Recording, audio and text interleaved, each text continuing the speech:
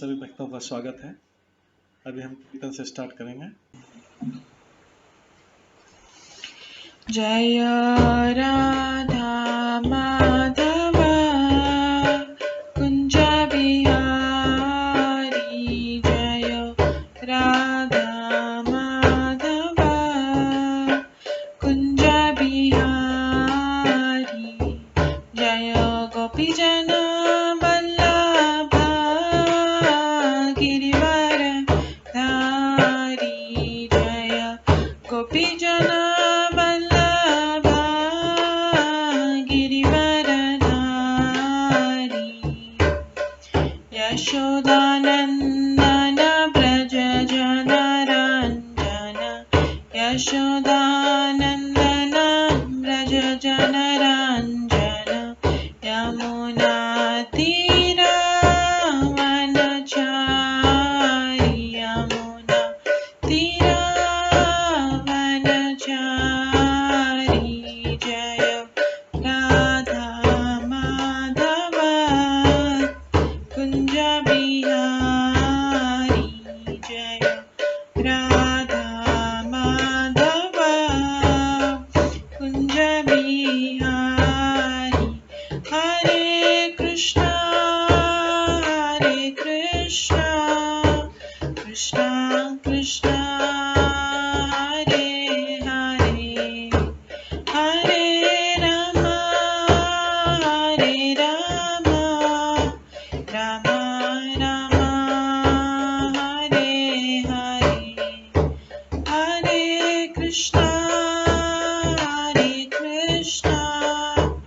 कृष्णा कृष्णा हरे हरे, हरे राम राम राम हरे हरे, हरे कृष्णा कृष्णा कृष्णा हरे हरे, हरे राम राम राम हरे हरे, हरे कृष्णा कृष्णा कृष्णा हरे हरे, हरे राम राम राम हरे हरे, हरे कृष्णा कृष्णा कृष्णा हरे हरे, हरे राम राम राम हरे हरे, हरे कृष्णा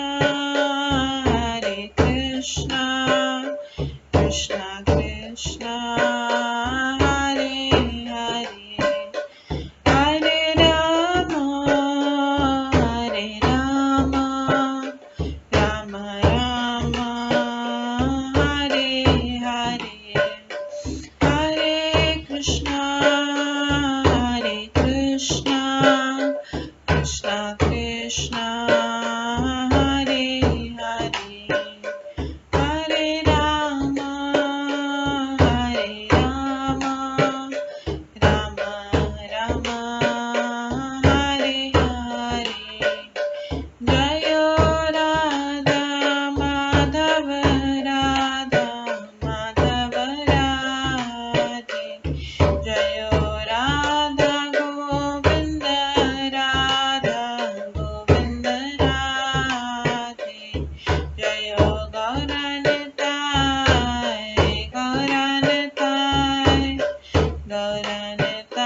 जय गौरनिताय, जय जय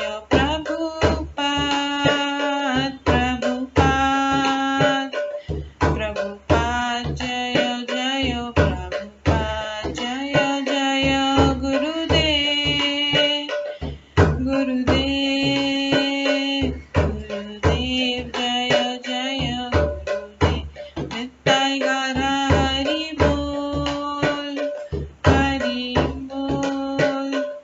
हरि बोल निताय गौर हरि बोल, गौर प्रेमानंदे हरि हरि बोल। हरे कृष्णा। आज की इस क्लास में सभी भक्तों का स्वागत है। अभी मंगलाचरण से स्टार्ट करेंगे। ॐ अज्ञानतिमिरान्धस्य तिमिरन्धस्य ज्ञानाञ्जनशलाकया चक्षुरुन्मिलितं येन तस्मै श्रीगुरुवे नमः। श्रीचैतन्यमनोभीष्टं स्थापितं येन भूतले स्वयं रूप कदा मह्यं ददाति स्वपदान्तिकम्। वन्देऽहं श्रीगुरो श्रीयुतपदकमलं श्रीगुरुं वैष्णवांश्च श्रीरूपं साग्रजातं सहगणा रघुनाथान्वितं तं सजीवं साद्वैतं सावधूतं परिजनसहितं कृष्णचैतन्यदेवं श्रीराधाकृष्णपादान् सहगणा ललिता श्रीविशाखान्वितांश्च नमो विष्णुपदाय कृष्णपृष्ठाय भूतले श्रीमते भक्तिवेदांत स्वामिन्निति नामिने। नमस्ते सरस्वती देवे गौरवाणी प्रचारिणे निर्विशेषा शून्यवादी पाश्चात्य देशातारिणे। वाञ्छाकल्पतरुभ्यश्च कृपा सिन्धुभ्येव च पतितानां पावनेभ्यो वैष्णवेभ्यो नमो नमः। जय श्री कृष्ण चैतन्य प्रभु नित्यानंद श्री अद्वैत गदाधर शिवासादि गौर भक्तवृंद। हरे कृष्णा कृष्णा कृष्णा हरे हरे, हरे राम राम राम हरे हरे। ओम नमो भगवते वासुदेवाय। ओम नमो भगवते वासुदेवाय। ओम नमो भगवते वासुदेवाय। नारायणं नमस्कृत्य नरं चैव नरोत्तमं देवीं सरस्वतीं व्यासं ततो जयमुदीरयेत्। नष्टप्रायेषु भद्रेषु नित्यं भागवत सेवया भगवते उत्तम श्लोके भक्तिर्भवति नैष्ठिकी। कृष्णाय वासुदेवाय देवकी नंदनाय च नन्दगोपकुमाराय गोविन्दाय नमो नमः। सर्ववेदान्तसारमे श्रीभागवतम् इष्यते तद्रसामृतात् नान्यत्र स्याद्रति क्वचित्। आराध्यो भगवान् ब्रजेश तनयस्तनुधाम वृन्दावन रम्या काचिदुपासना व्रजवधूवर्गेण या कल्पिता। श्रीमद्भागवतं प्रमाणम् अमलं प्रेम कुमार्थमः श्रीचैतन्य महाप्रभुमतम् इदं तत्रादरो न परम्। मूकं करोति वाचालं पङ्गुलङ्घयते गिरिं यत्कृपातमहं वन्दे परमानन्दमाधवम्। हरे कृष्णा।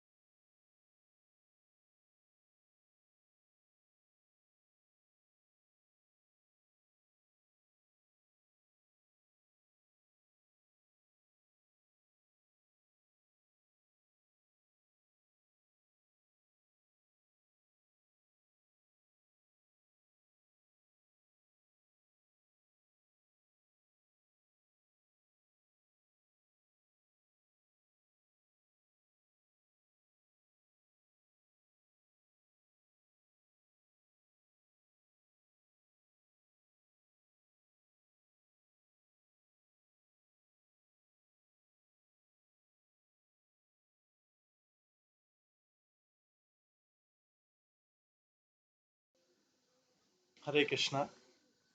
आज की इस क्लास में सभी भक्तों का स्वागत है। कल हम श्रवण कर रहे थे श्रीमद् भागवतम के चौथे स्कंद के 13वें अध्याय से, जिसमें ध्रुव महाराज के वंशजों का वर्णन।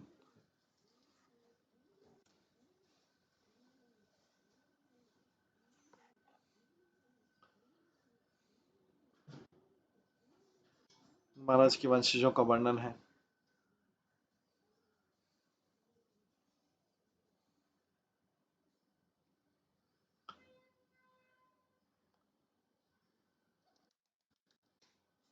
इसमें हमने श्रवण किया था कि किस प्रकार से राजा अंग का पुत्र वैन दुष्ट निकला था। वो बालक ऐसा क्रूर था कि समवयस्क बालकों के साथ खेलते हुए इतनी निर्दयता से मारता था मानो वो वध किए जाने वाले पशु। अपने पुत्र वेन का क्रूर तथा निष्ठुर आचरण देखकर राजा अंग ने उसे सुधारने के लिए तरह तरह दंड दिए, किंतु वो उसे सन्मार्ग में न ला सका। इस प्रकार वो अत्यधिक खिन्न रहने लगा। राजा ने मन में सोचा कि पुत्रहीन व्यक्ति निश्चय ही भाग्यशाली हैं। उन्होंने अवश्य पूर्व जन्मों में भगवान की पूजा की, जिससे उन्हें किसी कुपुत्र द्वारा दिया गया असहनीय दुख न उठाना पड़े। पापी पुत्र के कारण मनुष्य का यश मिट्टी में मिल जाता है। उससे अधार्मिक कृत्य से घर में अधर्म और सबों में झगड़ा फैलता है। इससे केवल अंतहीन तनाव ही उत्पन्न होता है। ऐसा कौन समझदार बुद्धिमान है जो इस तरह का निकम्मा पुत्र चाहेगा। ऐसा पुत्र जीवात्मा के लिए मोह का बंधन मात्र होता है। वो मनुष्य के घरों को दुखी बनाता है। तब राजा ने सोचा कि सुपुत्र की अपेक्षा कुपुत्र ही अच्छा है। क्योंकि वो राजा भक्त भी था, तो सोचा सुपुत्र की अपेक्षा कुपुत्र अच्छा है, क्योंकि सुपुत्र से घर की आसक्ति उत्पन्न होती है, किंतु कुपुत्र से विरक्ति उत्पन्न होती है। कुपुत्र घर को नरक बना देता है, जिसे बुद्धिमान मनुष्य सरलता से अपने को अनासक्त कर देता है संसार से। तो वो राजा जो है अंग ये सोच रहा है। राजा सोचता है, वो कुपुत्र को अपना मित्र मानने लग गया, क्योंकि घर से विरक्ति होने में राजा का सहायक हो रहा है। अतः प्रत्येक मनुष्य को सीखना पड़ता है कि गृहस्थ जीवन से कैसे विरक्त हुआ जाए। यदि कुपुत्र अपने बुरे आचरण के द्वारा गृहस्थ के गृह त्याग में सहायक है, तो कुपुत्र भी वरदान है। इस प्रकार से जो है ये राजा अंग सोच रहा है। इस प्रकार सोचते हुए राजा अंग को रात भर नींद नहीं आई। वो गृहस्थ जीवन से पूर्णतः उदास हो गया और एक दिन अर्धरात्रि में वो अपने बिस्तर से उठा और वैन की माता मतलब उसकी पत्नी को गहरी निद्रा में सोते हुए छोड़कर चला गया। उसने अपने महान ऐश्वर्यमय राज्य का मोह त्याग कर दिया, चुपके से अपना घर तथा ऐश्वर्य छोड़कर जंगल की ओर चला गया। जब ये पता लगा कि राजा ने उदास होकर घर त्याग कर दिया है, तो समस्त नागरिक, पुरोहित, मंत्री, मित्र तथा सामान्य जन अत्यंत दुखी हुए। वे सर्वत्र उसकी खोज करने लगे, जैसे कोई अनुभवहीन योगी अपने भीतर परमात्मा की खोज करते।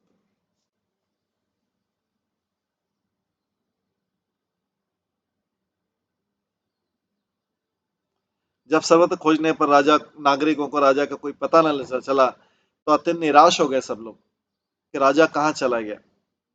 यहाँ पर राजा की अनुपस्थिति के कारण देश के समस्त बड़े बड़े ऋषि एकत्रित हुए और अश्रुपूरित नागरिकों ने ऋषियों को नमस्कार किया और विस्तार पूर्वक बताया ऋषियों को कि वे कहीं पे भी राजा को नहीं पा सके। ऋषि ने बोला कि राजा को ढूंढ के लाओ, लेकिन कोई भी नागरिक सारे चले गए, कोई भी राजा को पा नहीं सका। राजा अब चला गया परमानेंट। अब इसके बाद जब राजा चला गया तो राज्य में किसको अपॉइंट किया जाए। तो ये कथा हम 14वें अध्याय में श्रवण करेंगे। आज 14वें अध्याय से स्टार्ट करेंगे। राजा वैन की कथा। अब ये राजा जो वैन दुष्ट पुत्र था, अंग तो चला गया जो धार्मिक था, लेकिन वैन जो दुष्ट राजा बना, ये कैसा कार्य करता है, ये हम आज की क्लास में श्रवण करेंगे।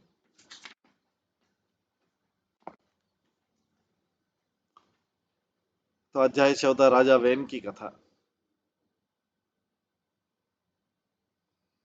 मैत्रेय उवाच भृगादय ते मुनिः लोकान् भृगादय ते मुनिः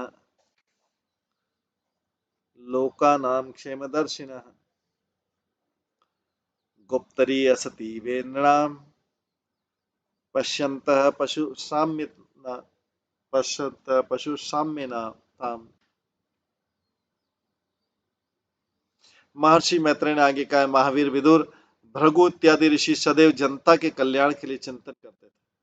जब उन्होंने देखा कि राजा अंग की अनुपस्थिति में जनता के हितों की रक्षा करने वाला कोई नहीं है, तो उनकी समझ में आया कि बिना राजा के लोग स्वतंत्र एवं असंयमी हो जाएंगे।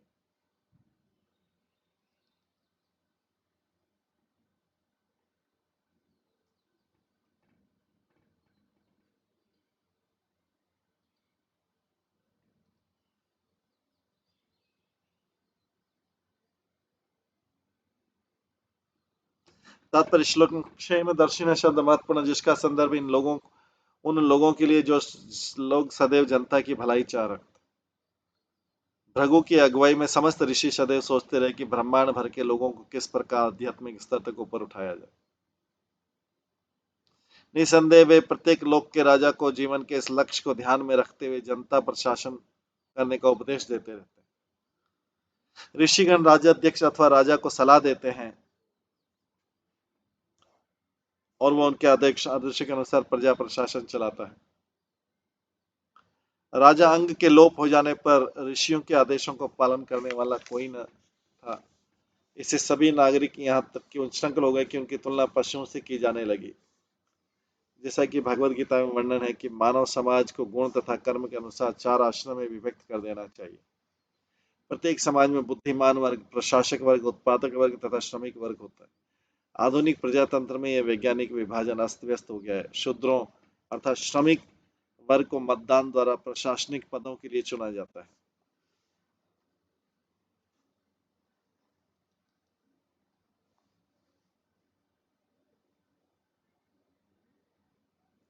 आधुनिक प्रजातंत्र में यह वैज्ञानिक विभाजन अस्त व्यस्त हो गया और शूद्रों अर्थात श्रमिक वर्ग को मतदान द्वारा प्रशासनिक पदों के लिए चुना जाता है। जीवन के चरम लक्ष्य का ज्ञान न होने के कारण ऐसे व्यक्ति जीवन का उद्देश्य जाने बिना अपनी सनक वश नियम बनाते हैं। इसका परिणाम यह होता है कि कोई भी सुखी नहीं।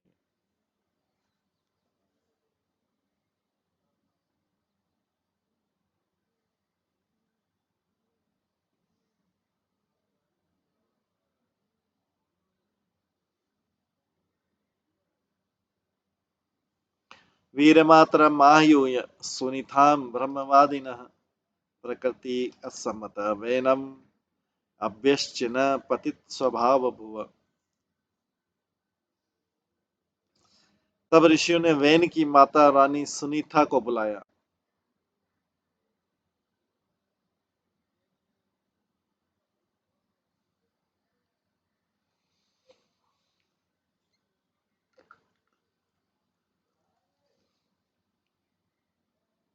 तब ऋषियों ने वैन की माता रानी सुनीति को बुलाया और उनकी अनुमति से वैन को विश्व के स्वामी के रूप में सिंहासन पर बैठा दिया।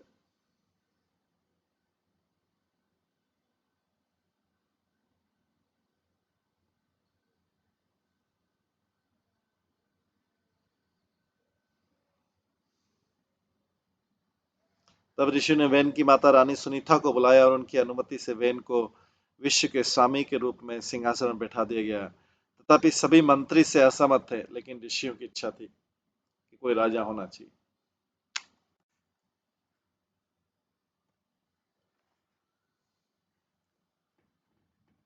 श्रुत्वा नृपासनगतं वैनम् अत्युग्र शासनम् निलल्युदस्य सद्य सर्पत्रस्ता इव आखवः।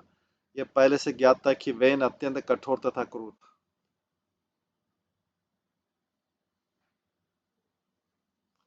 यह पहले से ज्ञात था कि वैन अत्यंत कठोर तथा क्रूर था। जैसे ही राज्य के चोरों तथा उच्चकों ने सुना कि वह राज सिंहासन पर आरूढ़ हो गया है, वे उससे बहुत भयभीत हुए और वे सब उसी तरह छिप गए जिस प्रकार चूहे अपने आपको सर्पों से छिपा लेते।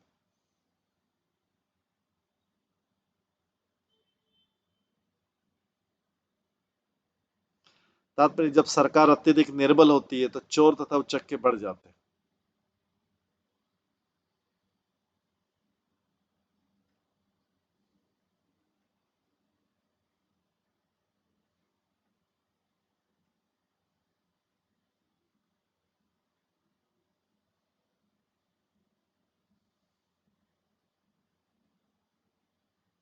जब सरकार अत्यंत निर्बल होती है तो चोर तथा उचक्के बढ़ जाते हैं। इस प्रकार जब सरकार प्रबल होती है तो सारे चोर उचक्के लुप्त हो जाते हैं या छिप जाते हैं। निसंदेह वैन अच्छा राजा न था, किंतु वो क्रूर तथा कठोर समझा जाता था।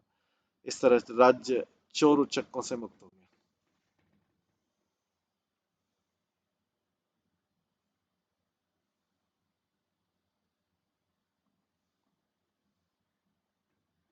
सारूढ़ नृपस्थान उन्नद्य अष्ट विभूतिम अव मैंने महाभगान स्तब्ध संभावित सतः।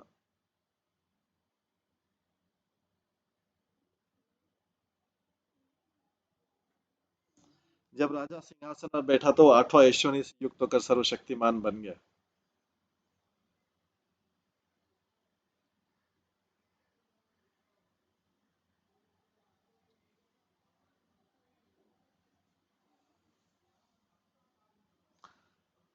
जब राजा सिंहासन पर बैठा तो वो आठवां ऐश्वर्य से युक्त होकर सर्वशक्तिमान बन गया। फलतः वो अत्यंत घमंडी हो गया।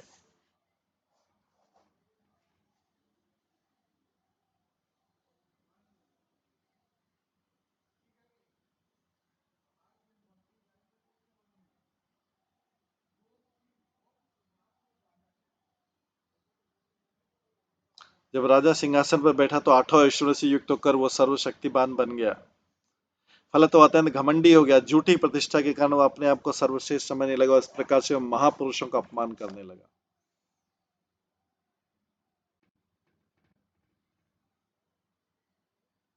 तात्पर्य श्लोक में अष्ट विभूति शब्द महत्वपूर्ण, जिसका अर्थ है आठ ऐश्वर्यों से। राजा को आठ ऐश्वर्यों से युक्त होना चाहिए। समस्त सामान्यतः योगाभ्यास के बल से राजा इन आठ ऐश्वर्यों को प्राप्त कर लेते थे। ऐसे लोग राजा राजा ऋषि कहलाते हैं। योगाभ्यास के बल से राजर्षि छोटे से छोटा और बड़े से बड़ा बन सकता है और मन वांछित वस्तु पा सकता है।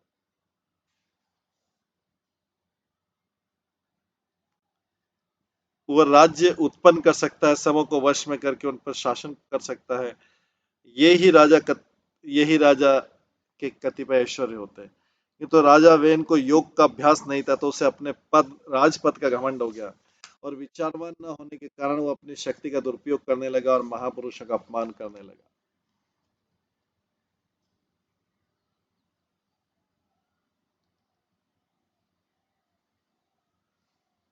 एवं मदांध उत्सिकः निरंकुशैव द्विप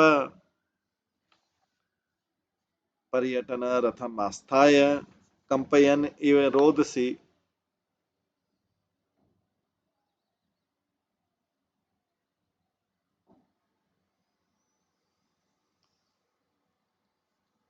राजा वेन अपने ऐश्वर्य के मद से अंधा होकर रथ पर आसीन होकर निरंकुश हाथी के समान सारे राज्य में घूमने लगा। जहां जहां वह जाता था आकाश तथा पृथ्वी दोनों हिलने लगते।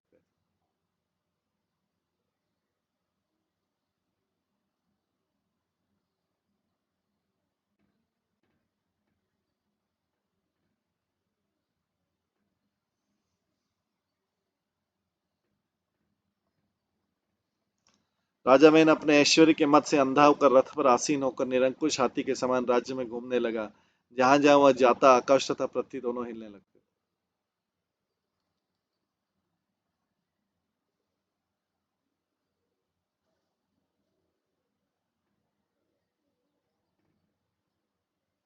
न यष्टव्यम न दातव्यम न होतव्यम द्विजा क्वचित इति इति निवारयत धर्मम भेरी घोषण सर्वशः।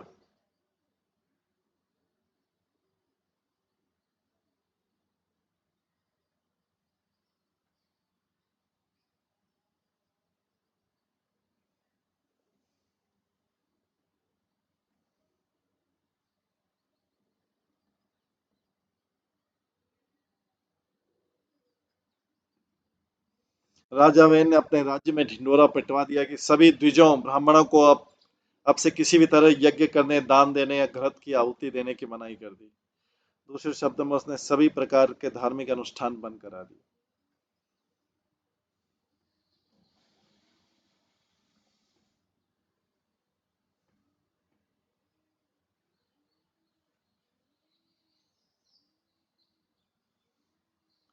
तात्पर्य जो कुछ राजा वैन ने हजारों वर्ष पूर्व किया था वो आज सारे संसार में नास्तिक सरकारों द्वारा किया जा रहा है।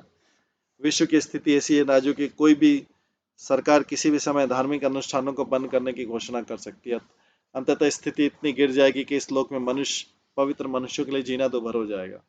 अतः बहुत बुद्धिमान मनुष्य को चाहिए कि गंभीरतापूर्वक कृष्ण भक्ति करे, जिससे वे ब्रह्मांड में व्याप्त और अधिक कष्ट उठाए बिना भगवान के धाम को जा सके।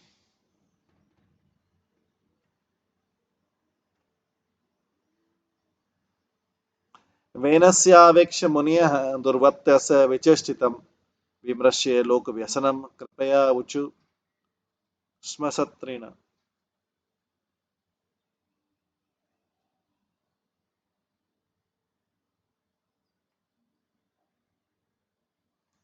अतः सभी ऋषिगण एकत्र हुए और वैन के अत्याचारों को देखकर इस निष्कर्ष पर पहुंचे कि संसार के मनुष्यों पर महान संकट तथा प्रलय आने वाला है।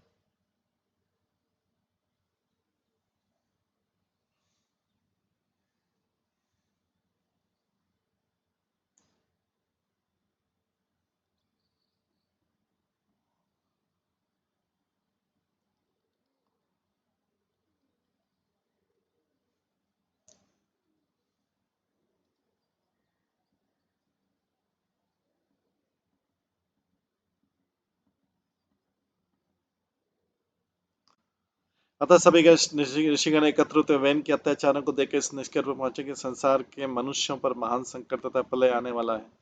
अतः वे दयावश परस्पर बातें करने लगे क्योंकि स्वयं ही यज्ञों को संपन्न करने वाले थे।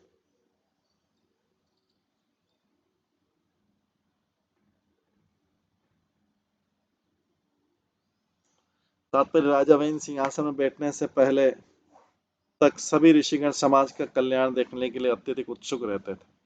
जब उन्होंने देखा कि राजा वेन अत्यंत गैर जिम्मेदार, क्रूर तथा अत्याचारी है, तो फिर से जनता के कल्याण के विषय में विचार करने लगे। ये समझ लेना चाहिए कि साधु सज्जन तथा भक्त कभी भी जन कल्याण से विरत नहीं होते, मतलब जन कल्याण का कार्य हमेशा करते रहते।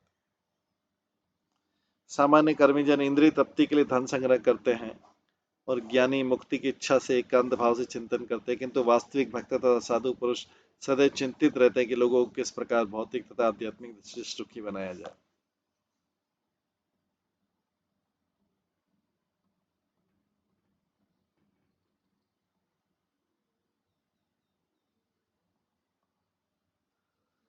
अतः सभी ऋषिगण एकत्र होकर राजा वेन द्वारा उत्पन्न भयावह वातावरण से उबरने के लिए मंत्रणा करने लगे।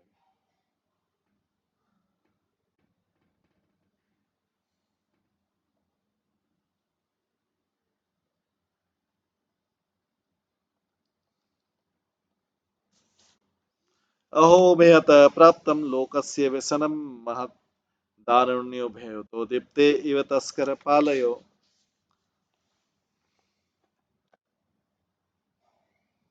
ऋषियों ने जब परस्पर विमर्श करके देखा कि जनता दोनों से विकट स्थिति में, जब किसी लट्ठे के, मतलब लकड़ी का बड़ा वो जो पेड़ का रहता है उसको काट लिया जाए उसको लट्ठा बोलते हैं, उसके दोनों सिरों पर अग्नि प्रज्वलित हो रही तो बीच में स्थित चींटियां जो हैं वो अत्यंत विकट स्थिति में रहती है। इसी प्रकार उस समय एक और अनुत्तरदायी राजा आता था, दूसरी ओर चोर उच्चों के कारण जनता अत्यंत विकट स्थिति में फंसी हुई थी।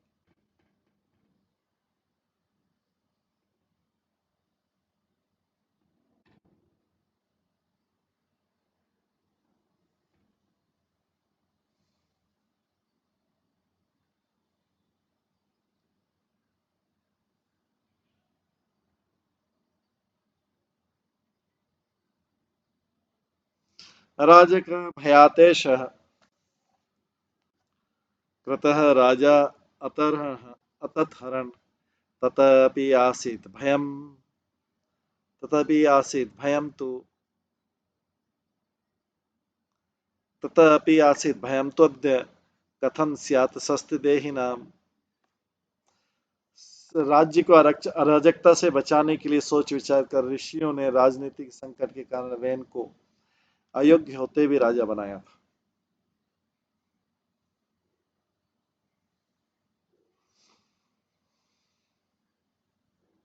किंतु हाय, अब तो जनता राजा द्वारा ही अशांत बनाई जा रही है। ऐसी अवस्था में भला लोग किस प्रकार से सुखी रह सकते हैं? राजा ही अशांत कर रहे हैं।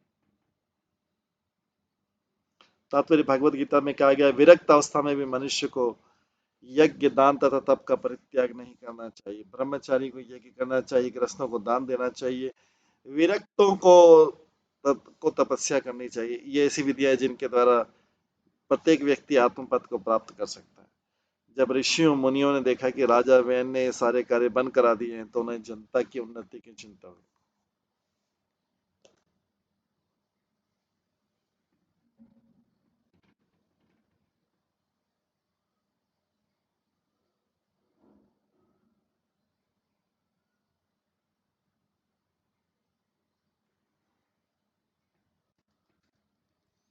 तो जब ऋषि मुनियों ने देखा कि राजा वैन ने सारे कार्य बंद करा दिए, तो उन्हें जनता की उन्नति की चिंता हुई।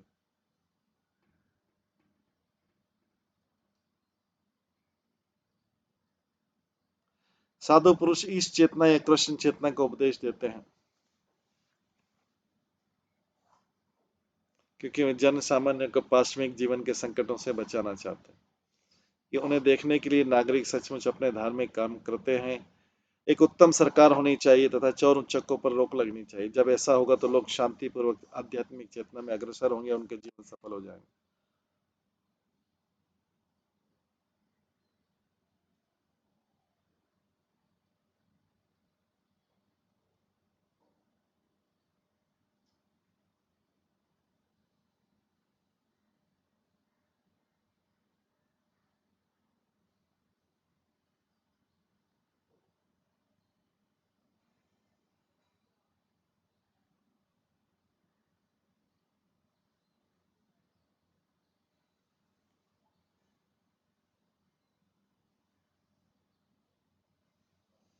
अहैव पय पोषकस्य अपि अनर्थभृत वेन प्रकृत्या एव खल सुनीता गर्भसंभव।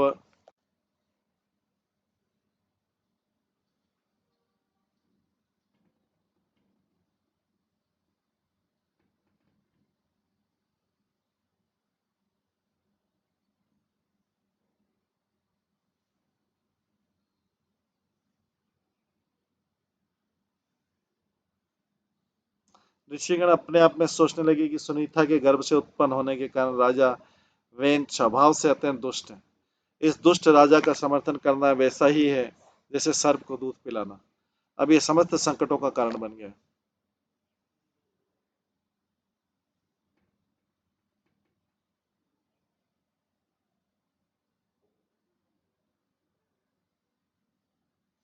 ऋषिगण अपने आप में सोचने लगे कि सुनीता के गर्भ से उत्पन्न होने के कारण राजा वेन स्वभाव से अत्यंत दुष्ट उत्पाती है। ये दुष्ट राजा का समर्थन करना वैसा ही जैसे सर्प को दूध पिलाना। अब ये समस्त संकटों का कारण बन गया। साधु पुरुष सामान्यतः सामाजिक एवं भौतिक जीवन से पृथक रहते हैं। साधु पुरुष ने राजा वेन का समर्थन इसलिए किया था कि वो नागरिकों को चोर उच्चक से रक्षा कर सकेगा, किंतु सिंहासन में बैठने के कारण वो मुनियों के कष्ट का कारण बन गया। साधु पुरुष विशेष रूप से यज्ञ करने में रुचि रहते हैं, जिससे आध्यात्मिक जीवन की ओर प्रगति हो, किंतु वह जो है साधु पुरुषों की कृपा से अनुग्रहित न होकर उनका शत्रु बन गया,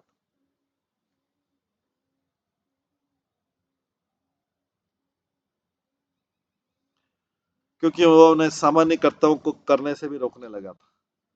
जो सांप केवल दूध तथा केले के बल पर पाला जाता है, वो अपने दांतों में विष ही विष एकत्र करता है और वो शिक्षण की प्रतीक्षा करता है कि कब अपने स्वामी को काटे।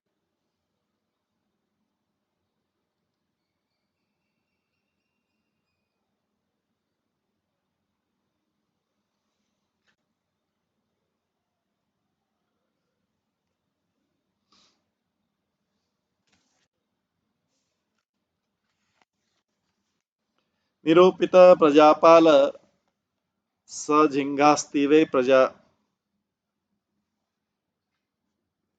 तथापि शांत मम नास्मान तत्पातकम स्पर्शेत।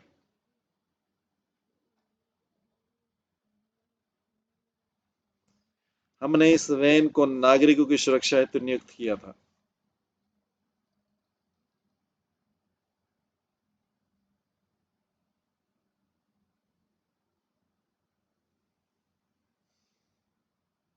हमने इस वैन को नागरिकों की सुरक्षा के हेतु नियुक्त किया था, किंतु अब हमारा शत्रु बन चुका है।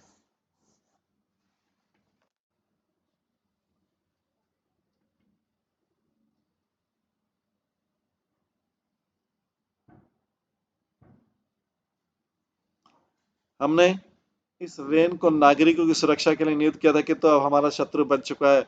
इन सब न्यूनताओं के होते भी हमें चाहिए कि इसे तुरंत समझाने का प्रयत्न करें। ऐसा करने से हमें उसके पाप स्पर्श नहीं कर सकेंगे। तात्पर्य, ऋषियों ने वेन को राजा बनाने के लिए चुना था, किंतु वो उत्पाती सिद्ध हुआ। अतः ऋषियों को भय था कि वे पापमय कर्मों के फल के आगे नहीं जाएं। कर्म का नियम मनुष्य को उत्पाती पुरुष की संगति करने के लिए वर्जित करता है। कर्म का नियम है जो ये बताता है कि मनुष्य को उत्पाती पुरुष का संग नहीं करना चाहिए। वेन को राज सिंहासन में बिठाने के लिए चुनकर मुनियों ने निश्चित रूप से उनका साथ दिया था। अब राजा वेन इतना उत्पाती बन गया कि ऋषियों को भय होने लगा कि वे राजा के कार्यों से कलुषित नहीं हो जाए। अतः उसके विरुद्ध कोई कार्यवाही करने के पूर्व वे उसे मनाना तथा उसकी भूल को सुधारना चाह रहे थे, जिससे वो अपनी दुष्टता त्याग दे।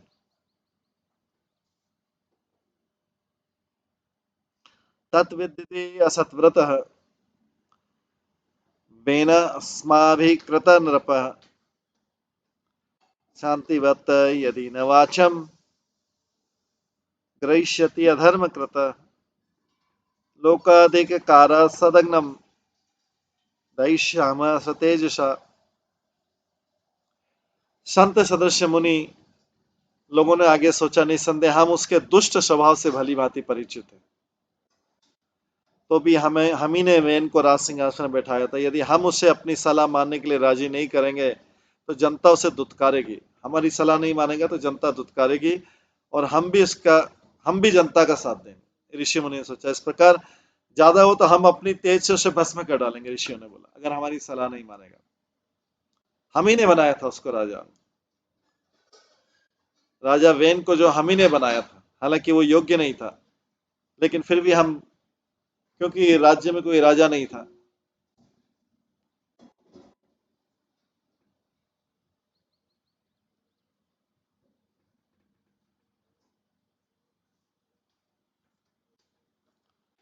तात्पर्य, साधु पुरुषों की रुचि राजनीतिक मामले में भले ही न हो, किंतु वे जन सामान्य के कल्याण के विषय में सदैव सोचते रहते हैं।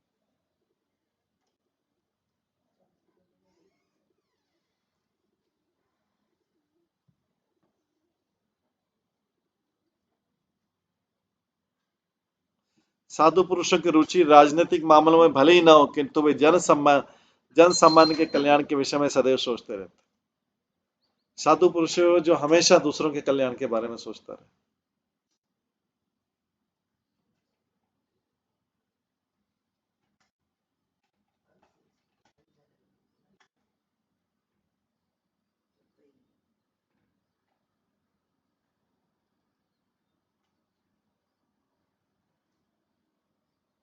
साधु पुरुषों की रुचि राजनीतिक मामलों में भले ही न हो, किंतु वे जन सामान्य के कल्याण के विषय में सदैव सोचते रहते हैं। फलस्वरूप कभी कभी उन्हें भी राजनीतिक क्षेत्र में उतरकर दिग्भ्रमित सरकार को या राजा को रास्ते पर लाने के लिए कदम उठाने पड़ते हैं।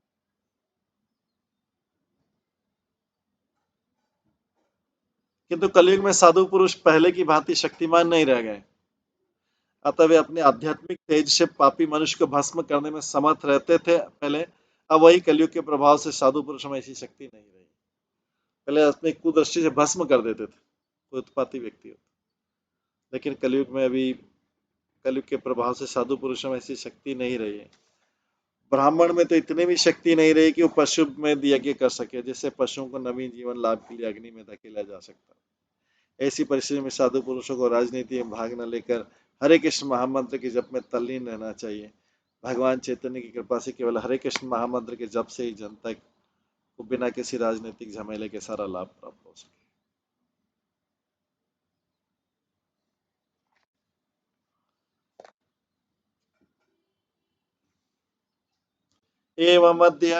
एवं अध्यवसायेन मुनिः गूढ़मनव्यः उपव्रज्य पूर्वं मेनं सन्त्यक्त्वा च सामभिः।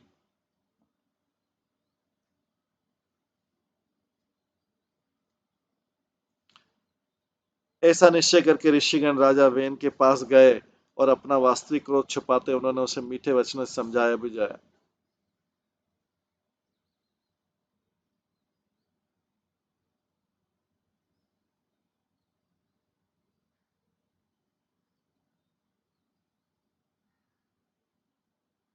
ऐसा निश्चय करके ऋषिगण राजा वेन के पास गए और उन्हें अपना वास्तविक क्रोध छिपाते हुए उसे मीठे वचनों से समझाया बुझाया। उस राजा को फिर इस प्रकार कहा, मुने बोलते, सब मुनि बोलते हैं उसको समझाने के लिए, नृपवर्य निबोधे तत् यत् पे विज्ञापयाम भो आयु श्री बल कीर्ति नाम तव तात विवर्धनम। मुनियों ने कहा, राजन, हम आपके पास उपदेश देने आए हैं। कई बार उत्पाती व्यक्ति को भी उपदेश देने के लिए थोड़ा मीठा बोलना पड़ता है। राजन, हम आपके पास सदुपदेश देने आए, कृपया ध्यान पूर्वक सुनिए। ऐसा करने से आपकी आयु, ऐश्वर्य, बल तथा कीर्ति बढ़ेगी। हम जो आपको उपदेश दे रहे हैं,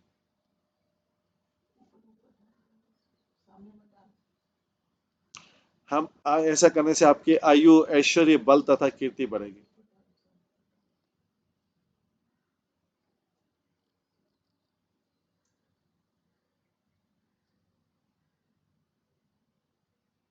तात्पर्य, वैदिक सभ्यता के अनुसार राजतंत्र में राजा को साधु पुरुष तथा मुनिजन सलाह देते हैं।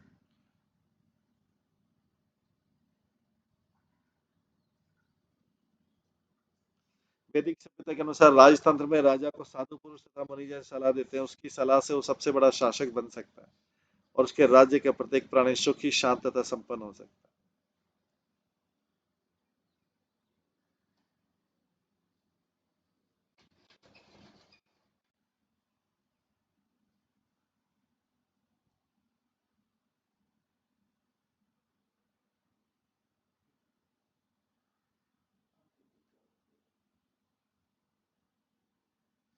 उसकी सलाह से वो सबसे बड़ा शासक बन सकता है और उसके राज्य का प्रत्येक प्राणी सुखी, शांत तथा संपन्न हो सकता है, अगर सत्य उपदेश, अच्छी सलाह मिले तो। बड़े बड़े राजा महान साधु पुरुषों के आदेशों को ग्रहण करने के लिए सचेष्ट रहते थे। राजा लोग बड़े बड़े मुनियों के जैसे पराशर, व्यासदेव, नारद के, देवल तथा असित के आदेशों को मानते थे। दूसरे शब्दों में, पहले वे साधु पुरुषों की सत्ता को स्वीकारते थे और तब अपनी राजतंत्र शक्ति का प्रयोग करते थे। दुर्भाग्यवश कलयुग में राज्य का मुखिया साधु पुरुषों द्वारा दिए गए आदेशों का पालन नहीं करता है, जिससे न तो प्रजा और न ही सरकारी व्यक्ति सुखी रहते हैं।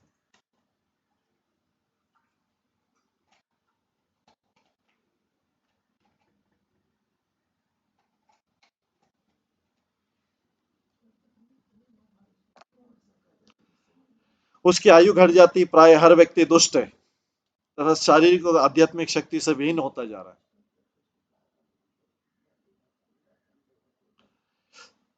इसकी आयु घट हर व्यक्ति दुष्ट है और शारीरिक और आध्यात्मिक शक्ति से विहीन होता जा रहा है। यदि इस प्रजातांत्रिक युग में जनता सुखी तथा संपन्न होना चाहती तो उन्हें चाहिए कि धूर्तों तथा मूर्खों को न चुने, जिनमें साधु पुरुषों के लिए कोई आदर भाव नहीं है।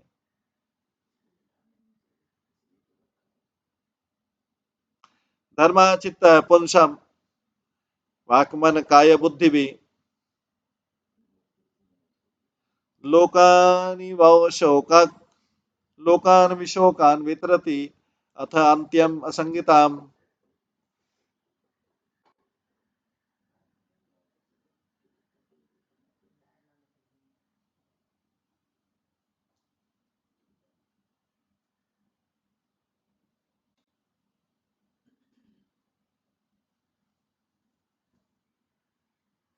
जो लोग धार्मिक नियमों के अनुसार रहते हैं, जो मन, वचन तथा शरीर तथा बुद्धि से इनका पालन करते हैं धर्म का, वे स्वर्गलोक को जाते हैं और जो स्वर्गलोक समस्त शौकों से रहित है।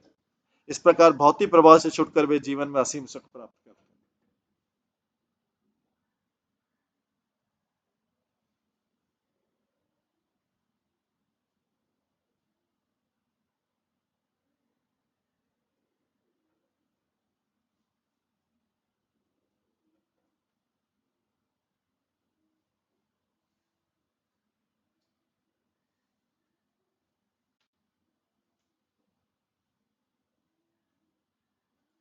जो लोग धार्मिक नियमों के अनुसार रहते हैं और जो मन, वचन, शरीर तथा बुद्धि से इनका पालन करते हैं, वे स्वर्गलोक को जाते हैं, जो समस्त शोकों, दुखों से रहित है। इस स्वर्गलोक यहाँ पे मतलब है आध्यात्मिक लोकों का वर्णन है, क्योंकि वैकुंठ लोक को भी कई बार स्वर्गलोक बोलते हैं। स्वर्ग जो समस्त दुखों से रहित, इस प्रकार भौतिक प्रभाव से छुटकर वे जीवन में असीम सुख प्राप्त करते हैं। तात्पर्य, यहाँ पर साधु सदृश ऋषि आदेश देते कि राजा अथवा सरकार के प्रमुख को धार्मिक जीवन बिताकर एक उदाहरण स्थापित करना चाहिए, जैसा कि भगवत गीता में वर्णित है। धर्म का अर्थ है भगवान की पूजा करना। मनुष्य को दिखावटी धार्मिक जीवन नहीं बिताना चाहिए, वरन मन वचन शरीर तथा बुद्धि से भली प्रकार से भक्ति करनी चाहिए। ऐसा करने से न केवल राजा अथवा सरकार का प्रमुख प्रकृति के गुणों के कल्मश से अपने को दूर रख सकेगा, वरन सामान्य जनता भी, और वे सब क्रमशः भगवान के धाम को जा सके। यहाँ पर जो आदेश दिए गए हैं सरकार के प्रमुख के लिए पथ प्रदर्शक का काम करें कि उसे किस प्रकार अपनी शासन शक्ति का उपयोग करना चाहिए, और इस प्रकार न केवल जन्म में वरन मृत्यु के पश्चात वाले जीवन में सुख प्राप्त करना चाहिए।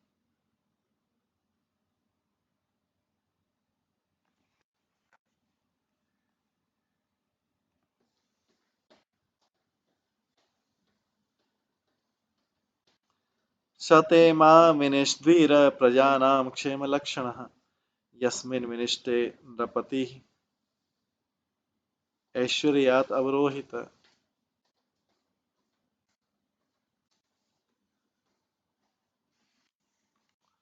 मुनि ने आगे कहते हैं, महान वीर, आपको सामान्य जनता के आध्यात्मिक जीवन को विनष्ट करने में निमित्त नहीं बनना चाहिए।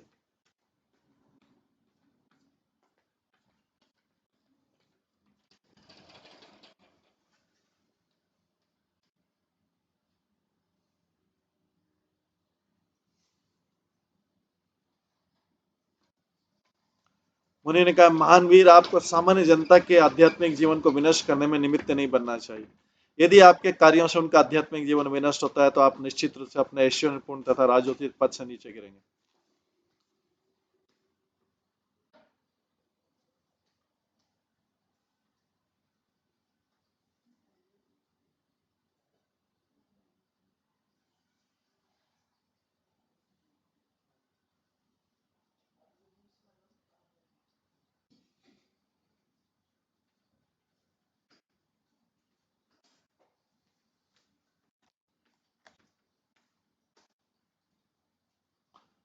अतः महान वीर, आपको सामान्य जनता के आध्यात्मिक जीवन को विनष्ट करने में निमित्त नहीं बनना चाहिए।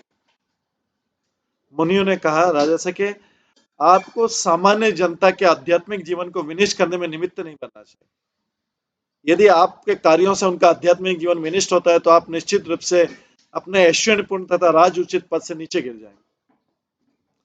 तो किसी को भी किसी का आध्यात्मिक जीवन विनष्ट करने का अधिकार नहीं।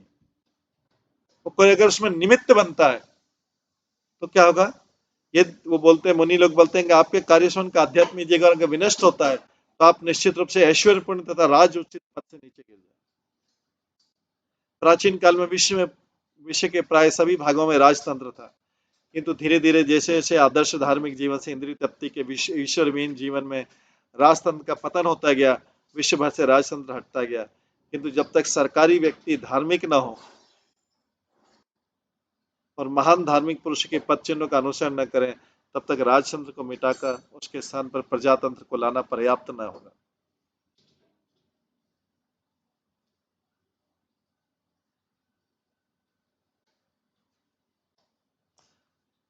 राजन्न साधु अमात्येभ्य चोर आदिभ्य प्रजा नृपः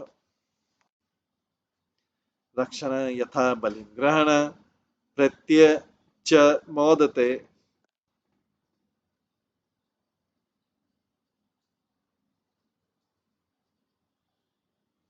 मुनि ने कहा, जब राजा दुष्ट मंत्रियों के तथा चोर उच्चकों के उत्पातों से नागरिकों की रक्षा करता है तो अपने इन पवित्र कार्यों के कारण प्रजा से कर प्राप्त कर सकता है। अगर वो सही काम करे तो प्रजा से टैक्स प्राप्त कर सकता है, लेकिन अगर वो अपवित्र काम कर रहा है तो उसको टैक्स लेने का भी अधिकार नहीं।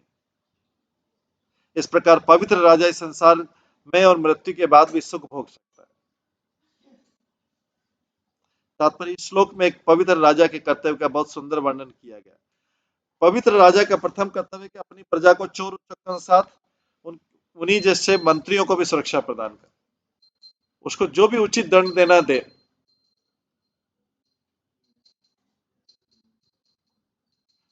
राजा को दंड देने में उत्पाती और उसको दंड देने में डरना नहीं चाहिए, क्योंकि उसका कर्तव्य निर्दोष व्यक्तियों के प्रति भी है। कोई वो लगता है मैं दोषियों को दंड देने का, लेकिन फिर निर्दोष के प्रति अपना कर्तव्य नहीं कर रहा है।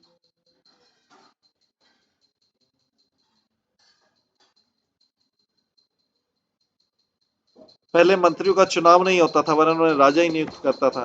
फलतः यदि राजा पवित्र या कठोर नहीं होता है तो मंत्री चोर उचक्के बन जाते थे और दीन जनता का शोषण करते थे। ये देखना राजा के कर्तव्य के सरकारी मंत्रालयों या सार्वजनिक विभागों में चोर उचक्की भरमार तो नहीं रहती। यदि राजा अपनी प्रजा को रक्षा चोर उचक्कों से, सरकारी सेवा तथा जन मामलों में समान रूप से नहीं कर सकता तो उसे कर लेने का कोई अधिकार नहीं है। दूसरे शब्दों में, जो राजा या सरकार नागरिकों पर कर लगाती है वो कर तभी ले सकती है जब राजा या सरकार नागरिकों की चोर उचक्कों से रक्षा करे।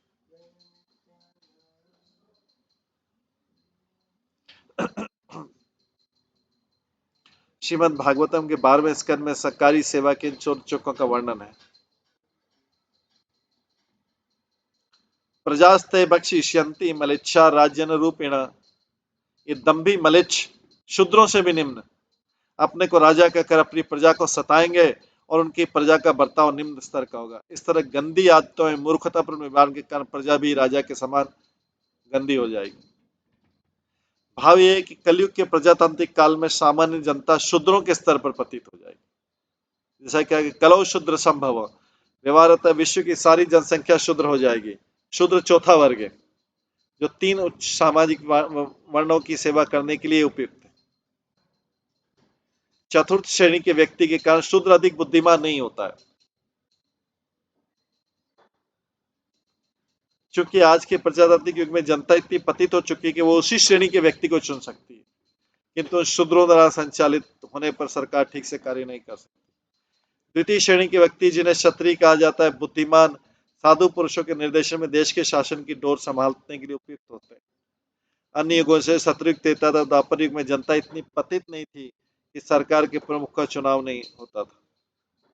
राजा ही सर्वोच्च कार्यकारी पुरुष होता था और यदि वह किसी मंत्री को कर चोरी करते पकड़ लेता था तो या तो वो तुरंत उसका वध कर देता था या सेवा से निकाल दिया जाता।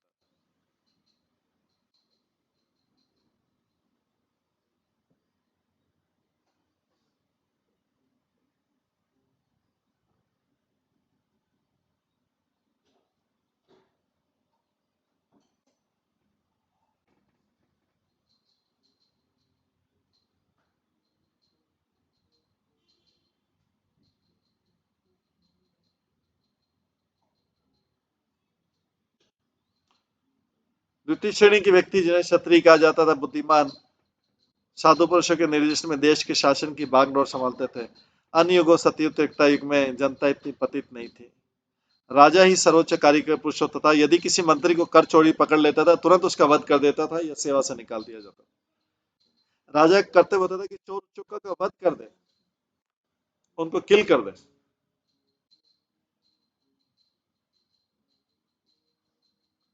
वो उसका इसी प्रकार उसका यह कर्तव्य रहता था कि बेईमान मंत्री का तुरंत वध कर दे। इतना सीवियर पनिशमेंट, बेईमान मंत्री का तुरंत वध कर दे। ऐसी चौकसी से, ऐसी अलर्टनेस से राजा अपना शासन ठीक से चला सकता था और प्रजा भी ऐसे राजा को कर, जो सामान्य प्रजा थी ऐसे पाप, हालांकि दुष्ट लोग पसंद नहीं करेंगे ऐसे राजा को, लेकिन सामान्य प्रजा ऐसे राजा को पाकर पसंद होती। निष्कर्ष है कि जब तक राजा चोर उचक्कों से अपनी प्रजा की रक्षा नहीं कर सकता तब तक उसे अधिकार नहीं कि अपनी इंद्रिय तुष्टि के लिए नागरिकों से कोई टैक्स ले। अगर वो राजा चोर उचक्कों से अपनी प्रजा की, तो उसको इंद्रिय तृप्ति का अधिकार नहीं।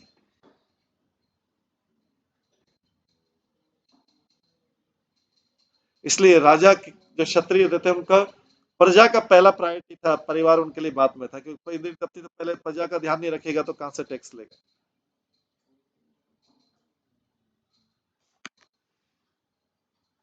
राजा चोर कुछ अपने उचक्कों से अपनी प्रजा की रक्षा नहीं कर सकता तब तक उसे कोई अधिकार नहीं कि वो अपनी इंद्रिय तुष्टि के लिए नागरिकों से कर संग्रह कर सके। किंतु यदि वो नागरिकों को सुरक्षा प्रदान कर पाता है और उन पर कर लगाता है, सब कुछ कर पाता है, तो वो इस जीवन में सुखपूर्वक और शांतिपूर्वक रह सकता है और मरने पर स्वर्ग को वैकुंठ लोग जा सकता है, जहां वह सभी प्रकार से सुखी रहेगा।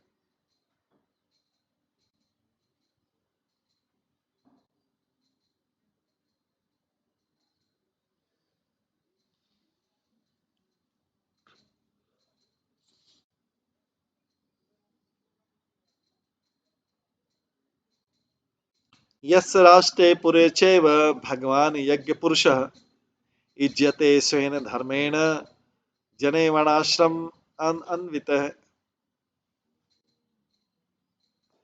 वह राजा पवित्र समझा जाता था जिसके राज्य तथा नगरों में प्रजा वर्ण तथा आश्रम की 8 सामाजिक व्यवस्थाओं को कठोरता से पालन करती।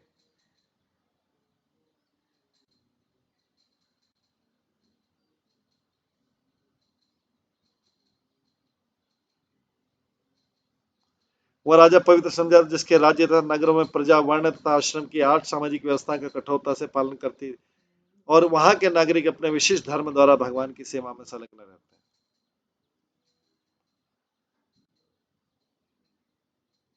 इस श्लोक में राजा तथा नागरिक के कर्तव्यों की सुंदर व्याख्या की गई।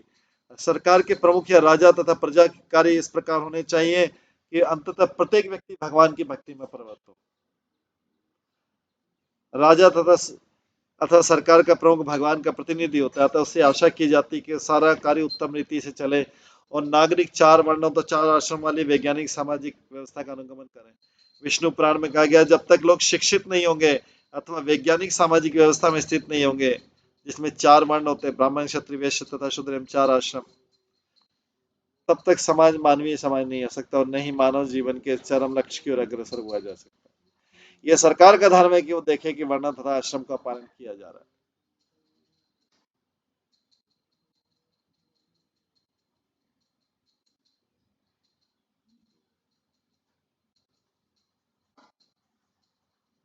इस प्रकार हम देखते हैं कि राजा का क्या कर्तव्य होना चाहिए और उसके साथ में नागरिक का भी क्या कर्तव्य होना चाहिए।